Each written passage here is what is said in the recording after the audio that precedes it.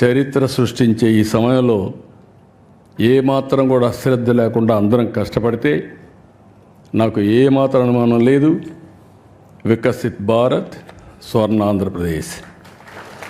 ఈరోజు కష్టాలు ఉన్నాయనే ఉద్దేశంతో నేను ఆత్మస్థైర్యాన్ని పోగొట్టుకోవడానికి సిద్ధంగా లేను. ఈరోజు మీరు చూసినప్పుడు ఇప్పుడే వెంకయ్య నాయుడు గారు చెప్పారు, మీరు ఓవర్ కాన్ఫిడెంట్గా ఉన్నారని చెప్పి. కరెక్టే, కానీ ఆశ ఉంది. ప్రధానమంత్రి గారు 2047కి భారతదేశాన్ని ఒక అగ్రదేశంగా 1, 2 ఆర్థిక వ్యవస్థలుగా తయారు చేయాలనుకున్నప్పుడు అందులో నెంబర్ 1 స్థానంలో నా తెలుగు జాతి ఉండాలనేది నా ఆకాంక్ష.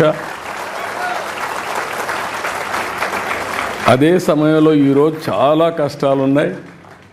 నేను ఇప్పుడు కూడా వస్తూ నిన్న ఢిల్లీకి వెనుక అడిగాను.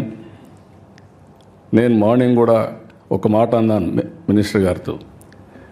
ఆవిడ ఎంత ప్రాంప్ట్గా నాకు ఇబ్బందులు ఉన్నాయని చెప్తే, చెప్పడమే కాదు డైరెక్ట్గా నా ముందరనే ఫోన్ చేసి ఇమీడియట్గా ఫండ్స్ రిలీజ్ చేయమని. తర్వాత ఈ రోజుకి నాకు ఆ డబ్బులు కూడా వచ్చాయి. వచ్చిన తర్వాత మార్నింగ్ వండుకొని వారు మాట్లాడుతుంది, మీకు పని కూడా అయ్యిందండి అని చెప్పారు. చాలా సంతోషం చెప్పాను, కంగ్రాచులేషన్ చెప్పాను.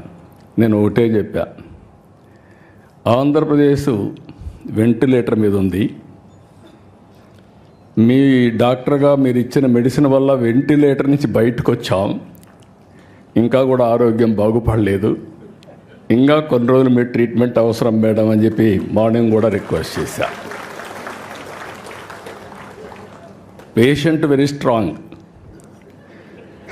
కానీ శక్తి లేకపోతే ఎటైనా పోయే పరిస్థితి వస్తుంది.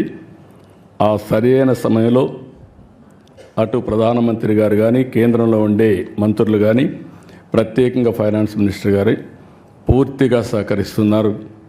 లేకపోతే ఏమాత్రం కూడా మనకు వెసులుబాటు లేని పరిస్థితి ఉండేది. అలాంటిది ఈరోజు మనస్ఫూర్తిగా మీ అందరి తరపున కూడా అభినందిస్తూ, కానీ ఆ శక్తి కూడా మనకు ఉండేది. మీరు చూస్తే 25 సంవత్సరాలు ఐటీ నేర్చుకొని ఈరోజు ప్రపంచమంతా వెళ్ళి, ప్రపంచంలో అన్ని దేశాల కంటే మన వాళ్ళు ఎక్కువ తలసరి ఆదాయం సంపాదిస్తున్నారంటే అది తెలుగు వారికి ఉండే శక్తి, సామర్థ్యం, పట్టుదల అని చెప్పి కూడా నేను మీకు తెలియజేస్తున్నా.